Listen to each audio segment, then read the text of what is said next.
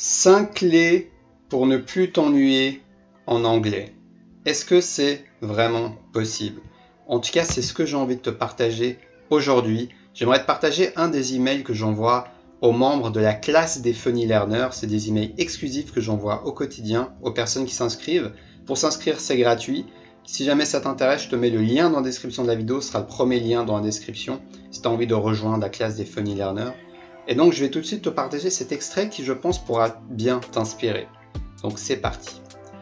As-tu l'impression de t'ennuyer dans ta pratique? Tu as peut-être commencé à pratiquer chaque jour l'anglais. Tu lis un livre chaque jour. Tu regardes un épisode de ta série préférée en anglais chaque jour. Encore mieux, tu parles chaque jour avec une personne pour pratiquer. Pourtant, tu commences à t'ennuyer. Comment ça se fait? En tant qu'être humain, nous sommes attirés, nous avons besoin de nouveautés. La clé pour réduire les chances de nous ennuyer pendant le processus, c'est de changer un des paramètres de ta pratique. Quels sont ces différents paramètres? Clé numéro 1, l'environnement. Tu peux choisir de changer de lieu pour bouquiner, par exemple. Pourquoi ne pas aller lire à l'extérieur quand le temps le permet? Pourquoi ne pas changer de bibliothèque? Ou encore mieux, aller lire dans un café. Numéro 2, le format. Celle-ci, elle est toute simple comme clé. Tu en as marre de ne faire que lire en anglais? Commence à écouter de l'anglais, écrire ou même parler en anglais. Tu varies tout simplement. Troisième clé, les personnes.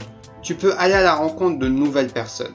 Si tu t'es mis à parler anglais, tu peux avoir une multitude de partenaires.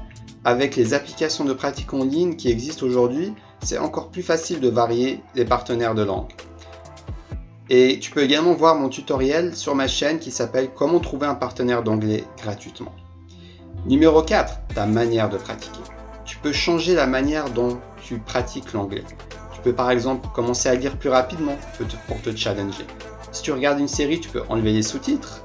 Si tu parles avec ton partenaire d'anglais, tu peux évoquer de nouveaux sujets, etc., etc. Dernière clé, ton état d'esprit. Et pour finir, tu peux changer la manière dont tu vois les choses. Tes pensées influencent tes émotions et inversement. Si tu te répètes à longueur de journée que c'est ennuyant, cela va devenir de plus en plus vrai dans ta réalité.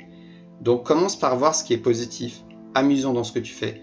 Focalise-toi sur tes progrès, sur ce que tu as la chance d'avoir. Voilà, c'était les 5 clés pour ne plus jamais t'ennuyer dans ta pratique d'anglais. Mets-les en pratique et savoure la pratique de l'anglais avec un nouveau regard. Talk to you tomorrow.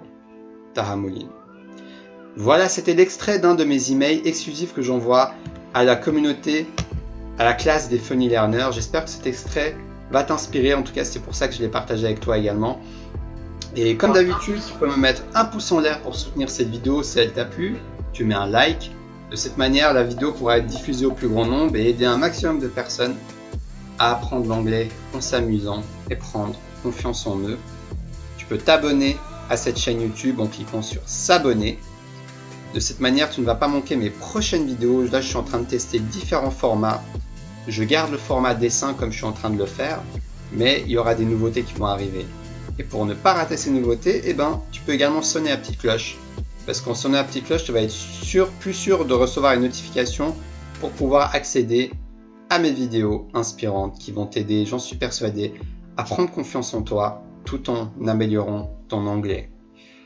J'ai également, comme je te l'ai dit, créé une communauté qui s'appelle la classe des Funny Learners. Donc, comme l'email que je t'ai partagé tout à l'heure, c'était un exemple. Si tu veux recevoir un email inspirant qui t'aide à prendre confiance en toi, à mieux parler anglais, à avoir des clés et des conseils et de la motivation chaque jour pour pouvoir progresser en anglais rapidement en t'amusant, rejoins la classe des Funny Learners. En bonus, tu recevras le livre, c'est cadeau, l'art d'être efficace, si tu t'inscris.